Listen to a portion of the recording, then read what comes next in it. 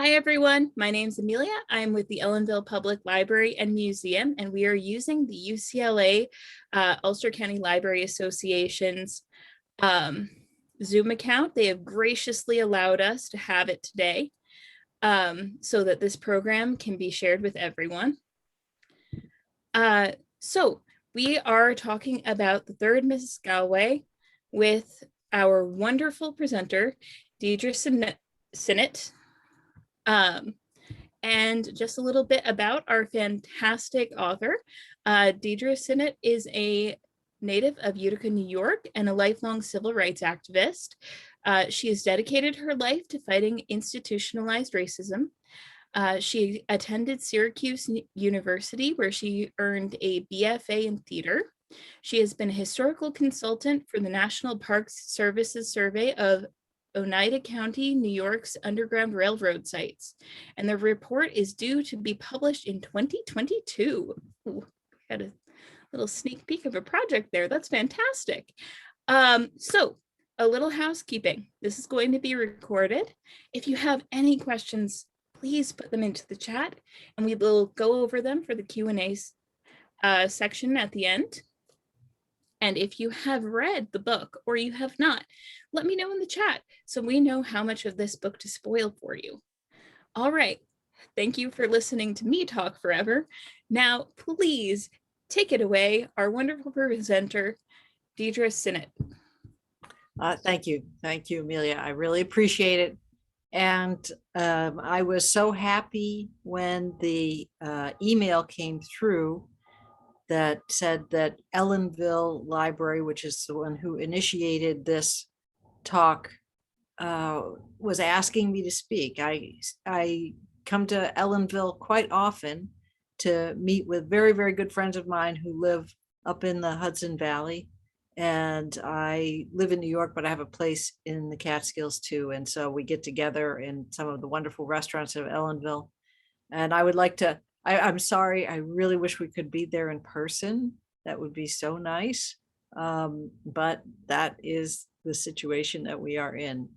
And some places we've been able to do in person, and it's been really great. I want to, as I talk and as I read, if you think of questions, really put them into the chat, and you can ask me anything. About the history, about myself, about the writing process, about the book, whatever interests you, I'm totally willing to discuss. It was the book itself came out of a lot of research that I was doing, and I didn't start out thinking that I was going to be researching for a novel. I started out in a way because I have a lot of pride. I was born in Utica, and I have a hometown pride about the place. And there is often, when they're talking about the Underground Railroad, they'll say that people came up from usually the border states, Virginia, Maryland, some of the other closer states, and they came up through Pennsylvania and New Jersey and made their way to Albany, and then went to Syracuse and on to Canada. And I thought, wait a minute, Utica is right there. People had to be coming through Utica, but it was not something that I was ever taught. And that got me kind of curious, because even though I went to school in Syracuse, I still want Utica to win. What, I don't know, but I have this rivalry, as I've said. So I started looking in the backs of books about the Underground Railroad, looking for the word Utica in the index, and without finding it. And then finally in a book called Bound for Canaan, I found a reference to Utica and to the Utica Riot, which sounded very interesting to me. It was an anti-abolition riot in 1835. And there was a little description of it in the book. And so I zeroed in on that event to find out what was happening. I went to the Oneida County History Center. I looked in the general histories of Oneida County and Utica and found a little bit more, a little bit more, a little bit more. But then I started going to the library in Utica and looking at some of the microfilm they had of the Oneida Whig, which was a newspaper that was published twice a week and had all sorts of interesting, weird stories. And one of the things I noticed, I went to the year 1835, and I was surprised to see just how much discussion, how much controversy, how much wrangling there was about the issue of slavery. And it was like, oh, even this early, 1835, the Civil War is almost 30 years away, but it was a hot issue in upstate New York. Now, a lot of people probably know about the burned over district, which was from the mid to west New York state area, where there'd been a lot of religious revivals and people coming through and recruiting people for different churches. And one of the guys was Reverend Finney, and he talked about slavery in a way that made people excited about it. So that was one of the beginning stirrings of a kind of a movement against slavery. And part of the question in the book was just, how do you oppose slavery? How do you end it? I know that I wasn't aware that there had been slavery upstate New York and Utica. I might have learned that people of African descent had been enslaved in New York, but it certainly wasn't topmost of my mind. When I thought of slavery, I thought about the South. But the fact is that the book is set in 1835, and the last of New York slaves were released only a few years earlier in 1827. And so that fact also really got me interested. So I started looking at the microfilm, looking at whatever book I could find on the subject, and piecing together what happened.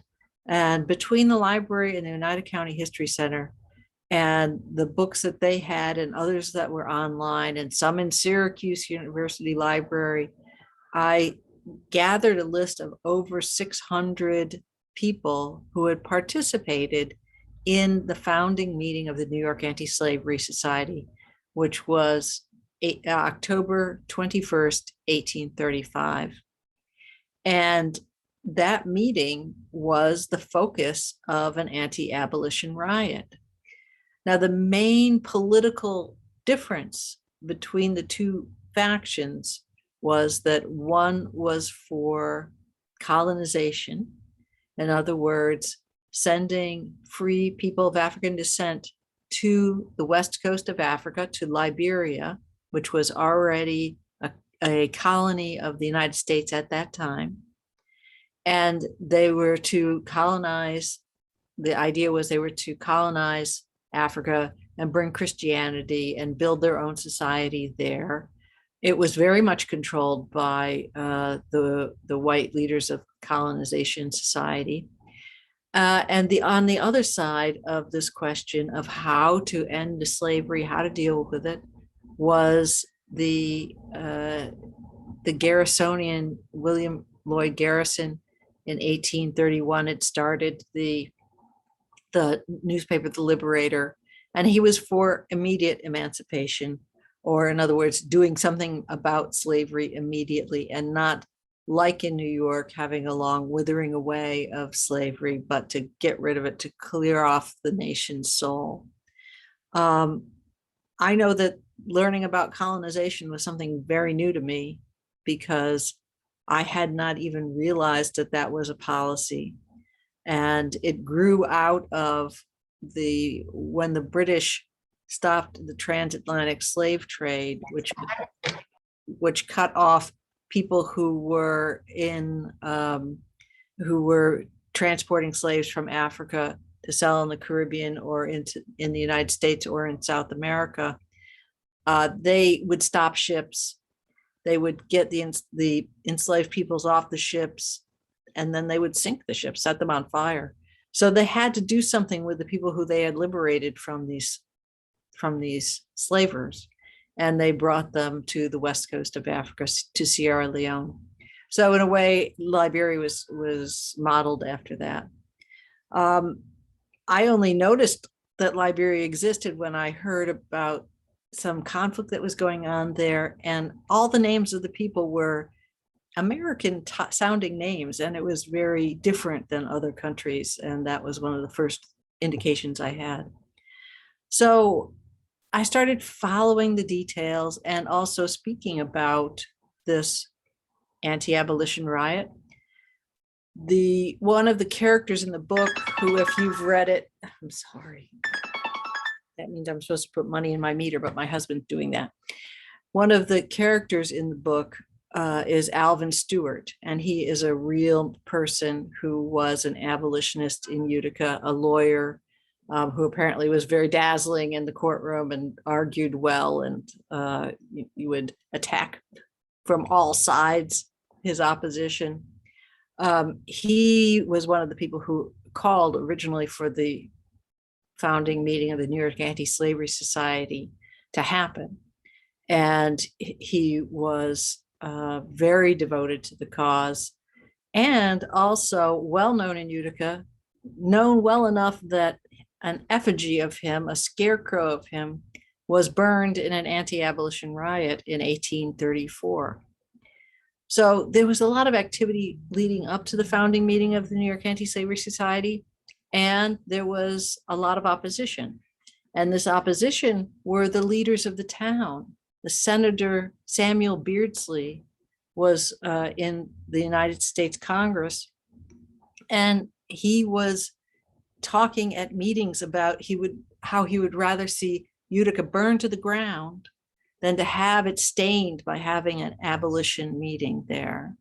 And people were extensively quoted in the newspaper. There were other people for whom the names of Utica streets still exist, who were very much against having this meeting occur. And then there were a lot of people who believed, hey, there is free speech in the United States, and we ought to make, even if whether we believe in abolition or not, we ought to let the meeting occur.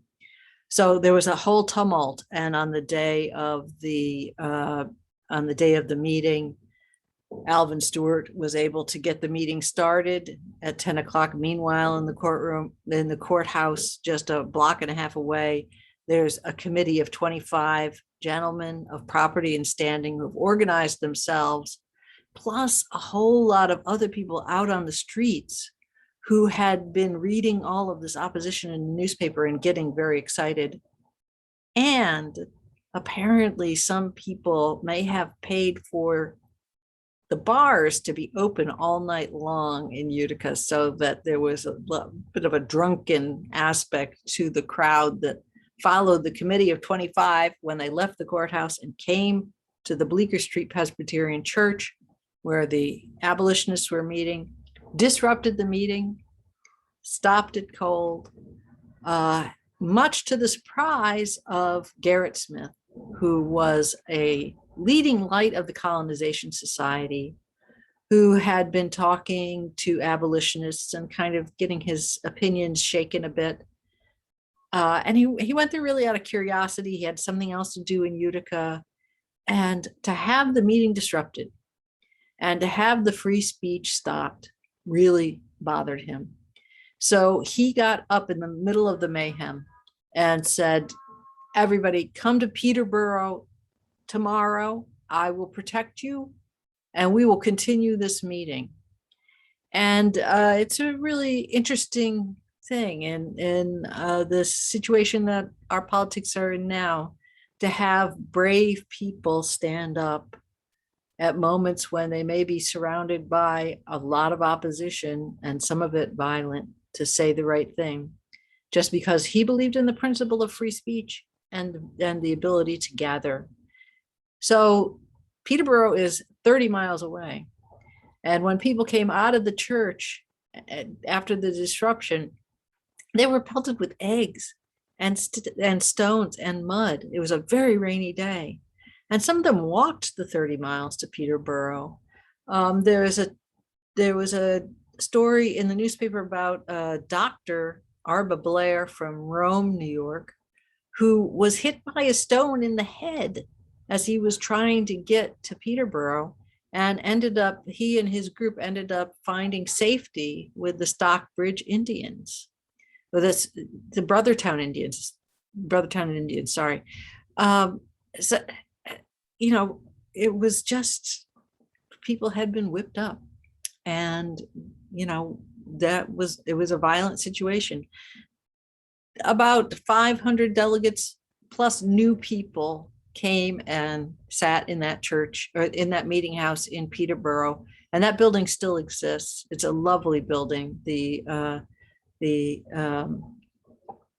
Underground Railroad. Oh my gosh, no, I'm sorry, I can't remember the name of the building. It's in Peterborough. It's really amazing. The National Abolition Hall of Fame is in that building, and there's a museum there. And that's the building that everybody went to on the 22nd of October, and they were able to carry out their business. And Utica became this center of organizing for the abolition cause.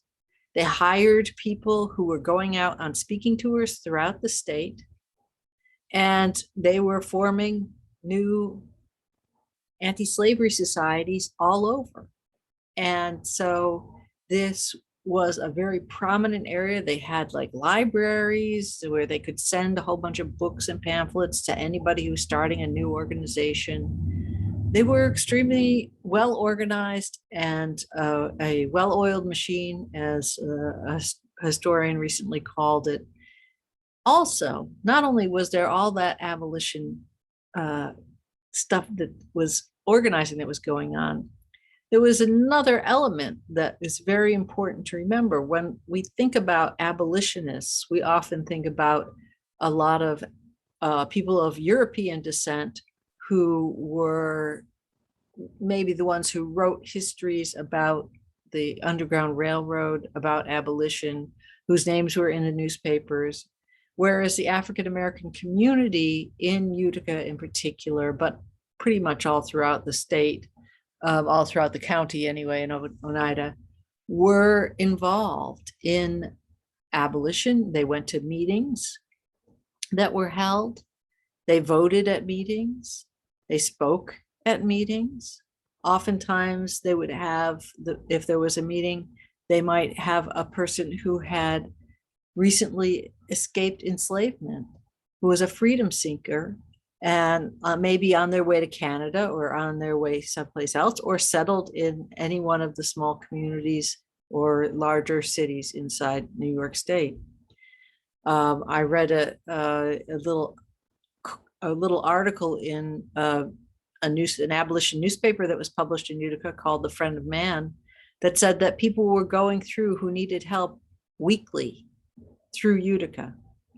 Now that's a far cry from getting from Albany all the way to Syracuse with, not touching ground anywhere. So there has been a huge amount of activity that was going through Utica at the time. What I think I should do is I want to just read a couple of scenes from the early part of the book.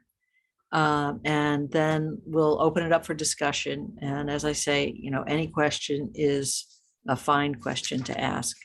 So this is from right toward the beginning of the book. And Helen Galway is a young bride, and she is in her house, and there's a big lightning storm. Lightning flickered. Helen counted 1, 2, 3, 4, 5, 6. Thunder. The rain clattered on the roof. The rain on the roof slowed, as if God had simply moved his water jug to some other spot. The storm was moving off. She took a deep breath before plunging into the backyard. Light rain landed on her face as she marched toward the shed. The iron handle was in place, but still she swung the door wide open and stepped inside. A woman's voice cried out in the dark.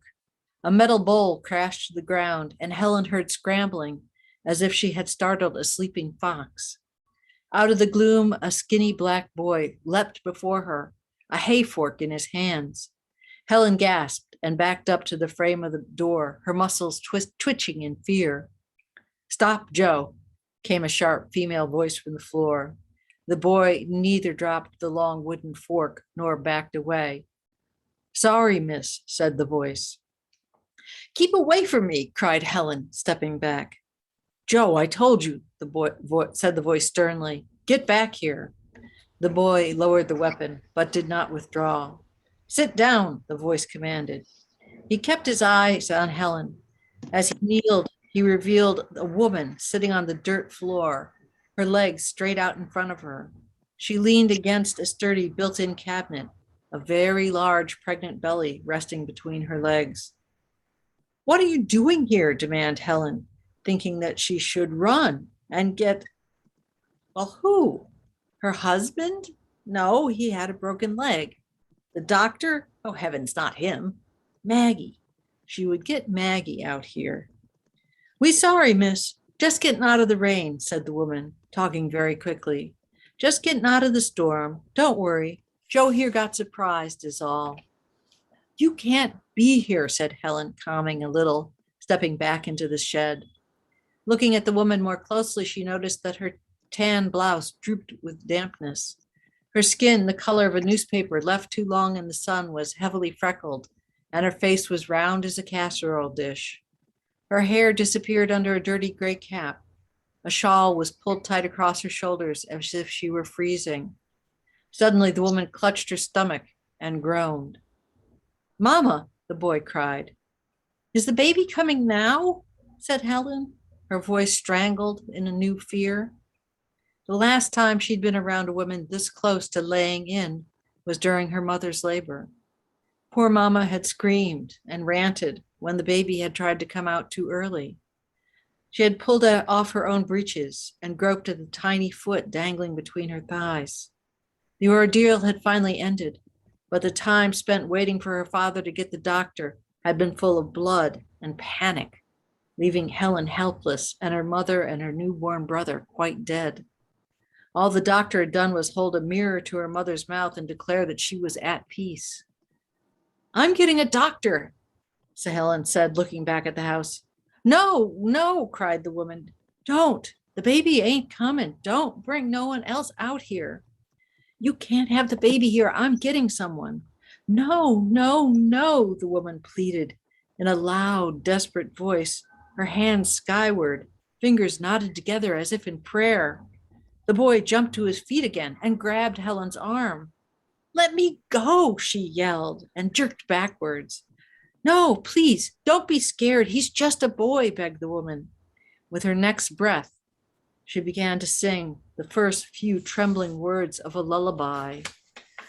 "Dear Baba, ah ya, Mama is right here." Helen froze, stunned by the reedy, thin voice as it followed a simple course of a slow, rhythmic melody. "Now you go to sleep, ah ya, sleep the night away." Something shifted inside Helen. She stared back at the woman, who drew her arms around her pregnant belly, hugging the unborn babe. The tune, so plain and soothing, pierced Helen to her very marrow. For a moment, she had a vision of her mother, alive and young, her face close. She too was singing.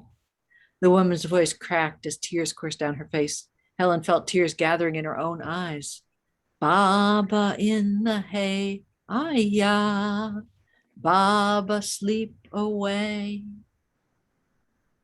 All was silent. Together as if on cue, all three released a breathy sigh. Helen wiped at her eyes and closed the shed door. She pulled an overturned bucket to the center of the entranceway and sat down for a moment. "Who are you?" Amari, miss. My son, Joe. The room darkened and brightened as clouds streaked across the sky. Now I'm going to jump about 250 pages. If somebody has their mic on, they should just quiet it for the moment. And we can turn it back on during the discussion. All right. Maggie was still thinking about who would cook for Mr. Augustin after she passed when the call bell jingled in a high corner of the kitchen and bounced on its springy coil of tin. What's he got in his head now, she wondered. It couldn't be more liquor, unless that dirty doctor had drunk it all up. She pulled the cornmeal balls out of the oil and threw a tea towel over them. At the dry sink, she poured a bit of water over her battered, covered hands. She wiped her fingers on her apron and massaged her sore lower back, and decided that if Mr. Augustin was going to ask her to do one extra task, more than the cooking and the cleaning and the clothes washing and the ironing and the sweeping and the meal planning and the bed making and the mending and the larder stocking and the water toting and the fire starting and the ash hauling and the chamber pot cleaning and the keeping his whole house from sinking into Bellew Creek, she would fight him. Since the day Mrs. Galway died, she'd done everything but feed him like a baby. He got a new wife. He got to get new help. At the library, she knocked and entered. Augustin sat in his chair, his curly hair laying flat and pasted to his forehead. The doctor gazed into the street, his back to the room. Mr. Augustin, said Maggie as she approached. She studied his face for a moment. It was pale and dotted with sweat. He looked tired, she thought. Maybe trying to keep up with a girl too young. Dr. McCook may need the horse, said Augustin. Can you see to it? Maggie narrowed her eyes at the thought of being at the doctor's command. She steered her gaze around into a gilt mirror at the side of the door and leaned toward it. What are you doing? Asked Augustin.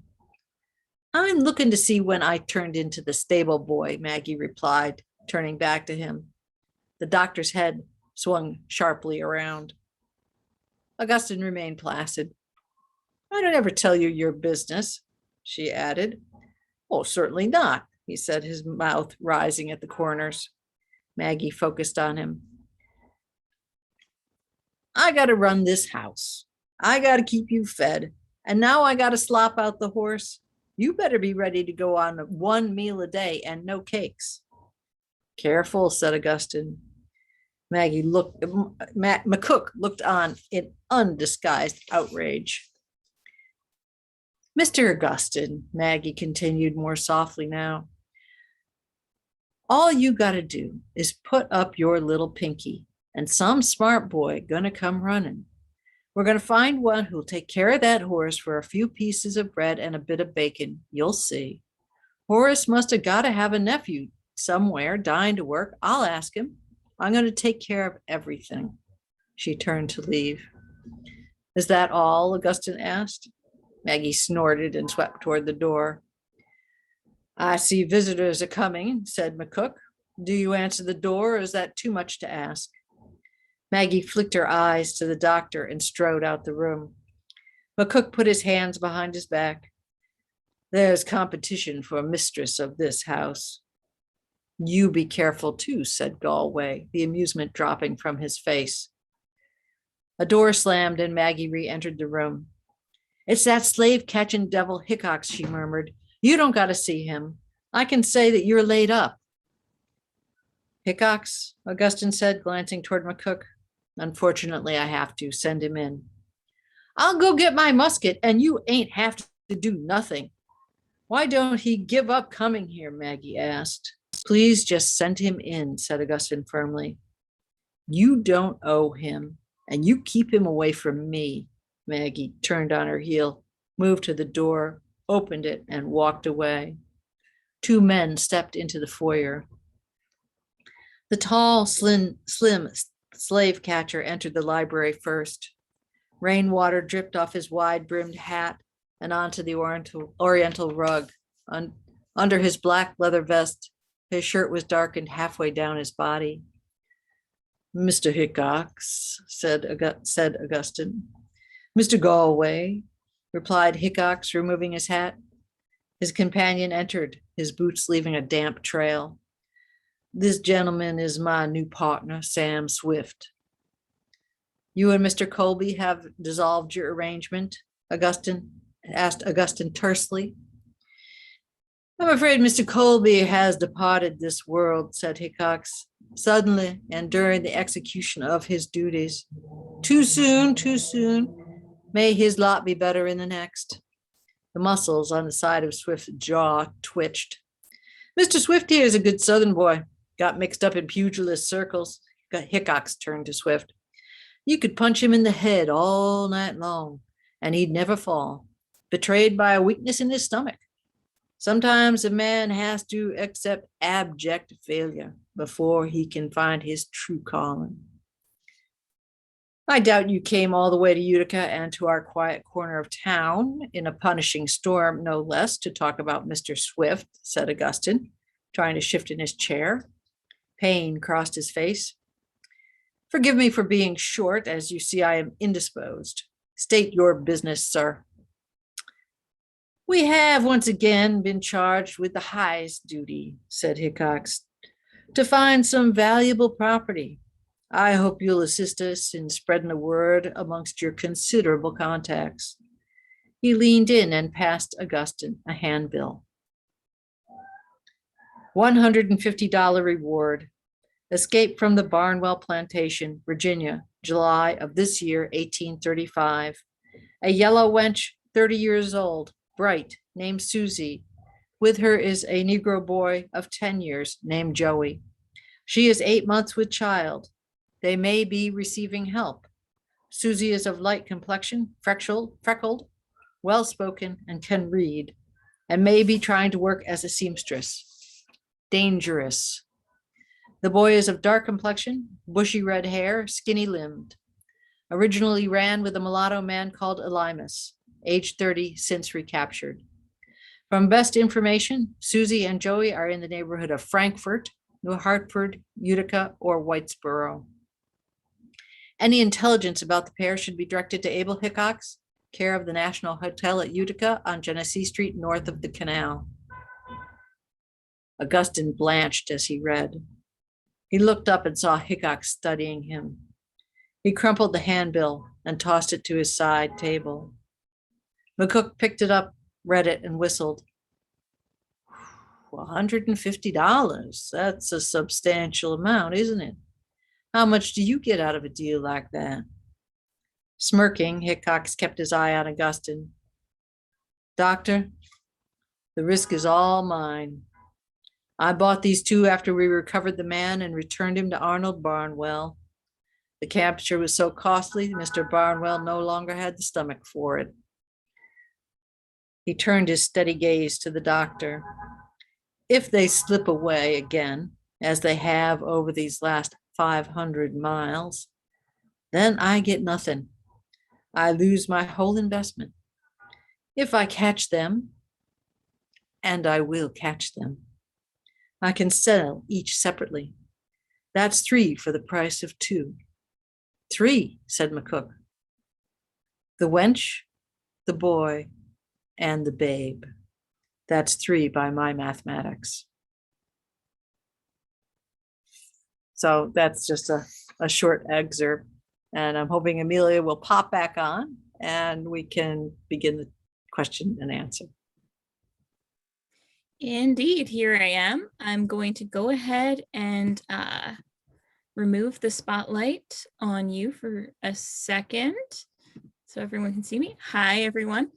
Once again, my name is Amelia. If you weren't here in the very beginning, I am your moderator for today. So if you have any questions about the book, please go ahead and pop them into the chat so that we can bring them up and get some awesome answers.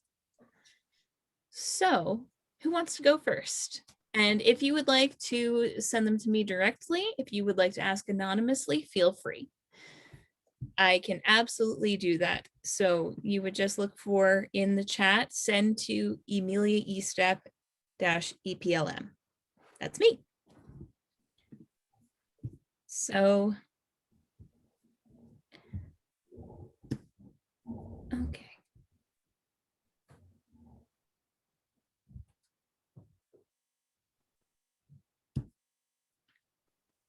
All right, we don't have any questions in the chat yet, but I believe we will. So, Deirdre, is this your first book that you've published? Yes, as a matter of fact, it is.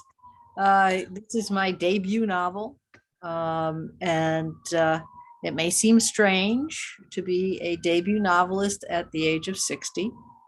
And let me assure you that you do not do that unless you've had a very, varied path toward it. I wanted to be a writer when I was a kid. I'm going to date myself by saying that I used to look into the mirror and pretend I was being interviewed by Johnny Carson. And so that that was a long deferred dream. And I'm so happy that I got the chance to not only learn how to write and learn how to write well, but also have this rich history to take parts of and try to create this novel. And it's been a real pleasure. And just to say, I know there's another question, but just to say that I started doing the research. I discovered the Utica Riot. That didn't discover it, but I discovered it for myself in 2007. And in 2015, I started writing the novel. And in 2019, I turned it over to the publisher, Akashic Books and Kaylee Jones Books. And then it just came out in July. That's fantastic. Oh, we do have a question. Can you talk a bit about how you created the character of Helen? Is she based on a particular historical figure, or is she a composite? She is created out of whole cloth. Some people are composites, like her husband is a composite of a man named Alexander Bryan Johnson, who was a real life banker and financier and slave owner in Utica. And there's a number of streets named after his children because he developed a lot of land and stuff like that.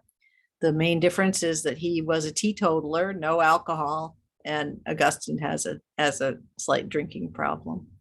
But Helen herself, I mean, there's certainly a lot of me in that. I got to say that I have no idea what a young woman in 1835 would feel or think or do or anything like that. I just had to do my best based on, research and reading letters and just creating her. I knew at the beginning that I wanted her to find, that I wanted her to find these people in the shed and not really know how to handle it, that it was a problem that was so far beyond her limited experience. And I also wanted her to not be very comfortable in the role of being a rich man's wife. She, in the story, she often kind of tries to go back to wearing the uniform from Miss Manahan's Female Institute, that this gray uniform that she sewed herself. And I wanted her to have the moral dilemma of deciding what is it that you can do, what is it that you are obliged to do from her vantage point and from society's vantage point. And also by getting that information, by working on it, how a person who does not consider themselves to be strong or a leader or kind of vital does get to develop herself into a very strong and decisive character. So that was important to me. And I sort of knew the arc of the story, that these two people arriving were going to create a dilemma for her and for other people, and that they were going to be being pursued. And also that there was a real life slave rescue in Utica in 1836. So I wanted to pull some of the story from that real life incident and put it into the book too. And I wanted Helen to be a part of the whole thing and to see it through her eyes, essentially. Not completely, but essentially she's the main character.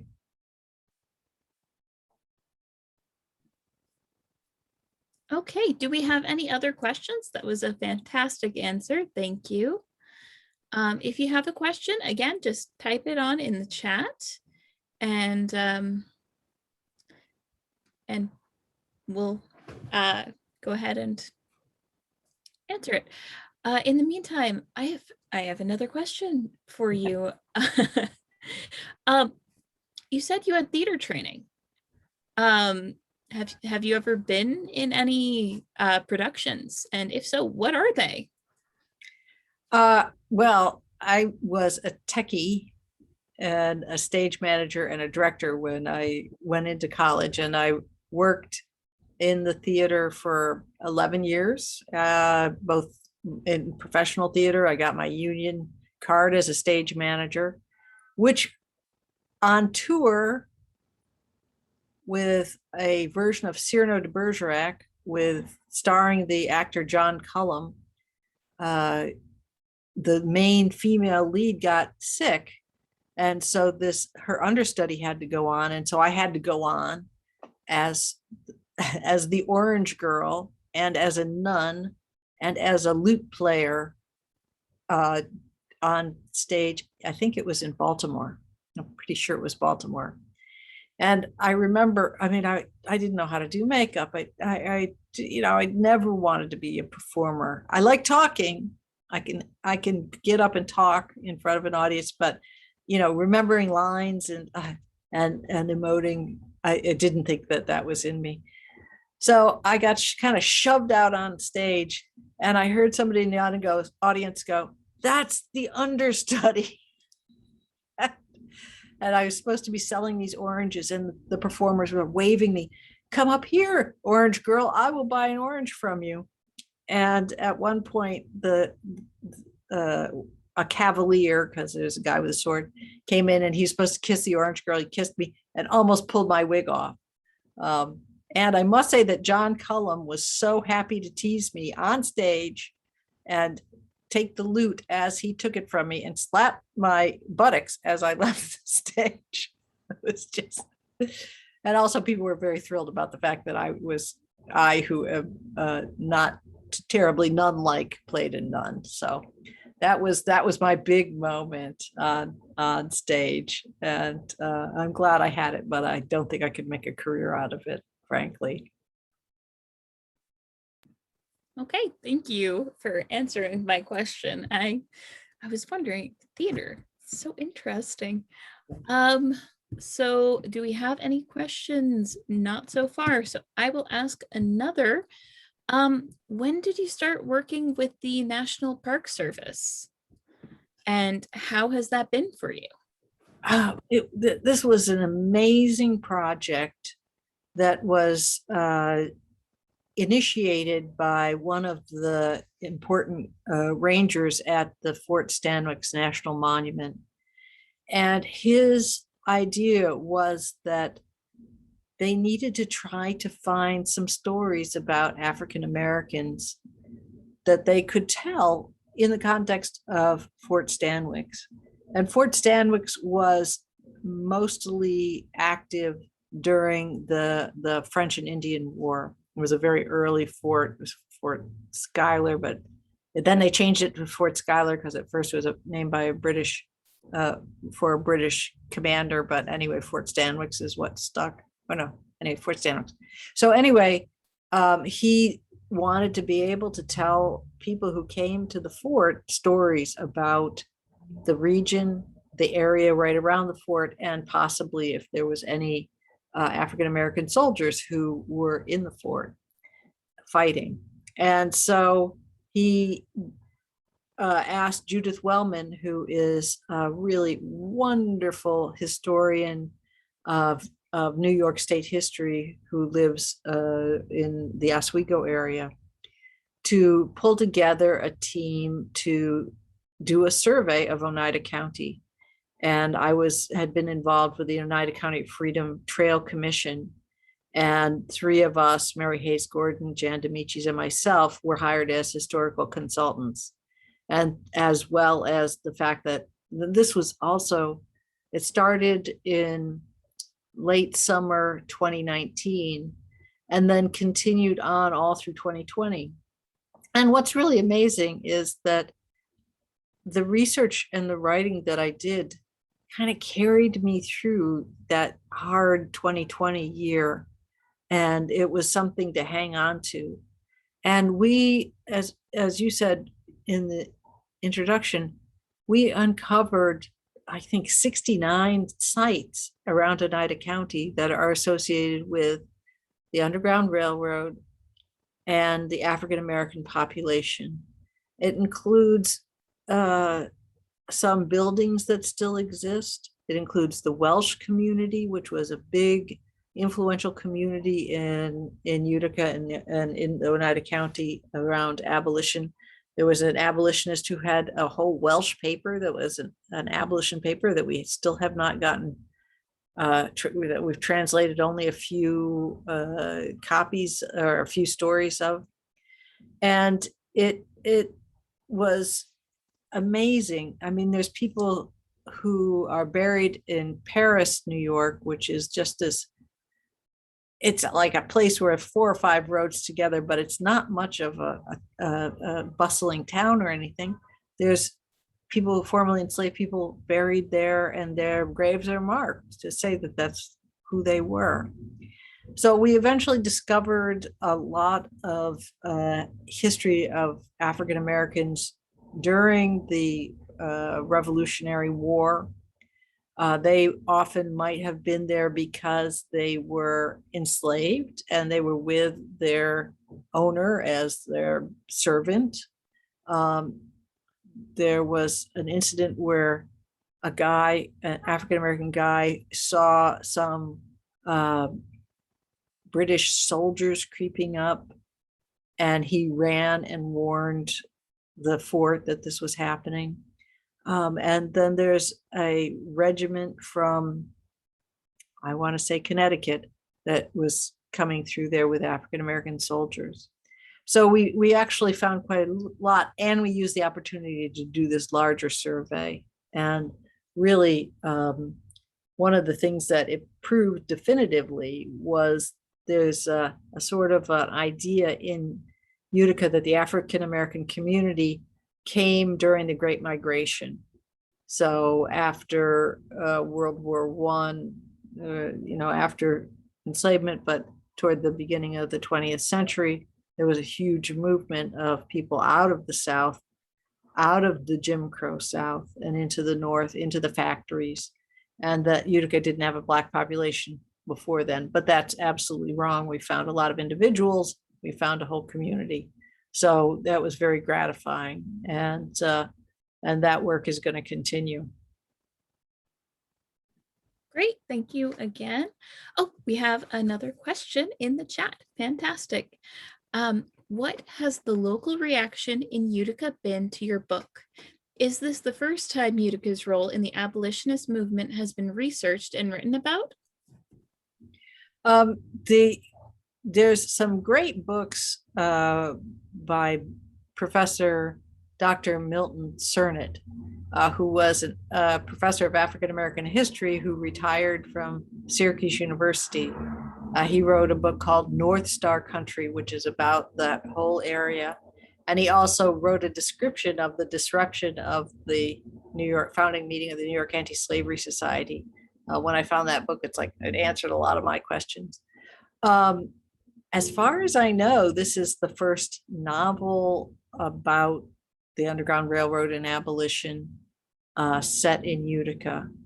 And I got to say, the reaction has been very nice, very good. Some of the leaders of the African American community are really appreciative of the novel and of the research, and have been very, very supportive. And also, the Utica College there, I hope to be speaking there in Black History Month next year. I've been, for instance, I'll be speaking at before a whole group of librarians in the Mid-York library system. So they have their own system, as you guys do. And I'm going to be speaking at their yearly meeting. So it's been really wonderful to be embraced like that. And I just for a little slightly wider view, I approached I just can't, I've done some work in about the issue of mass incarceration and prisons in the United States, but mostly focused on New York State. And I realized that there's all these libraries in these prisons. And so I wanted to try to get the Third Mrs. Galway into these prison libraries. And so I submitted the book to the Department of Corrections and Community Service. And I just learned this morning that it's been accepted and that I'm going to be able to, I have to do some fundraising to pay for the books, but I'm going to be able to get those books into each library in the 49 facilities of the New York State prisons, and hopefully be able to follow that up with going to the prisons and doing some readings and some workshops and some things like that at the prisons. I'm very excited about it. I have a number of friends who I just know that their lives were turned around in part because they were able to have access to books and research and other things within the prison system. And there's been many devastating cuts to the educational opportunities for people who are incarcerated. And so I'm just really happy that I'm going to be able to start a campaign to raise money to be able to send the books into those prisons. So that is, very, very hot news, and I'm really happy about it. That's fantastic. I'm so excited to hear that. That's amazing. Okay, next question. While we wait for more in the chat, I have a couple that I have prepared. So my next question is, what was the hardest part of writing the book, and what was the hardest part of getting it published? That's interesting. The hardest part of writing the book was trying to figure out what's the right beginning. And I think that that's true for a lot of people, first-time novelists, and probably even after you've written a few novels. It's knowing where the story really begins. And I tried several different ways. When my very first draft, I had Helen coming into the center of Utica and just being a little bit disoriented because she was a bride and had to go shopping and buy fish and do this and do that. But that meant that her discovering the two people in the shed came way later. There is a general sort of movement in novels at this point to have the inciting incident be very, very upfront and toward the beginning. And in this case, the inciting incident is the arrival of Amari and Joe, the two freedom seekers, into the shed and into Utica. And now that is like scene one, right at the very top. These two people arrive, and you don't know anything about them except that they're wet and miserable, and they're trying to get to this house, and that they do, and they hide there, and they're glad, and they're immediately discovered by this young white woman. And it was surprisingly hard to know that that was really where it needed to start. So that is where it starts. In terms of publishing, there's a lot of controversy around white authors writing for Black characters. And I think it's a important discussion to have. I think it's really important because you want to have books that are true to the experience of people's lives. And I mean, my own experience is that I'm in a multinational city, I'm in a multinational country, and I want to look more deeply into those connections and what keeps us together and what keeps us apart. And I think by being able to, I couldn't have told this particular story, which I so passionately wanted to tell, without using African-American characters and white characters interacting. And so I think it's essential to the book that I did that. But I did it with great care, some fear, and a lot of advice, and having a lot of folks read the book who I knew would tell me the truth about it. So that was the hardest part, because there was this opposition going on, and a lot of publishers were not brave or hardy enough to take on the book. But Kaylee Jones Books and Akashic Books were. And so that's why I'm so happy and proud that it was a really great pairing. Great. No more in the chat, so I'm just going to say we'll do this last one. And unless we see any in the chat, we'll end it there for tonight. Why did you choose the name Helen? Oh, interesting. Okay, well, I started out with the name Hypatia, and I liked the sound of the name Hypatia, and I hadn't known that much about Hypatia until I saw a film where she was represented. And I was like, this woman from the early Greek and Roman times, who was a mathematician, who was attacked for being a teacher. And so when I wrote the first version of the book, that was her name all the way through. And people were having such difficulty pronouncing the name that I decided, and my mentor Kaylee said, you got to make it simpler. And I seem to like names of from people who I know. And so my grandmother's name was Helen, and I thought I'd change that just a little bit into Helen. And then I got to have, Price Anwell say that she is the woman who launched 1,000 packet boats. So it was then fun after that, after I made the decision. So that's the evolution of Helen's name. And, I just want to say, I want to thank everybody who came. And, I hope if you like the book, that you can, just share the information about the book with others, because I think it's an important piece of history, and we need to get it into people's hands so that they can see this part of New York State history and in the history of the United States, where both African American and white people are working together for a positive outcome. And I think that's important in this day and age.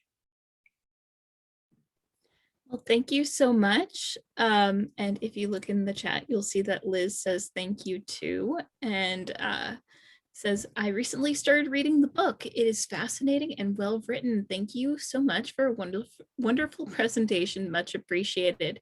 So thank you, Liz.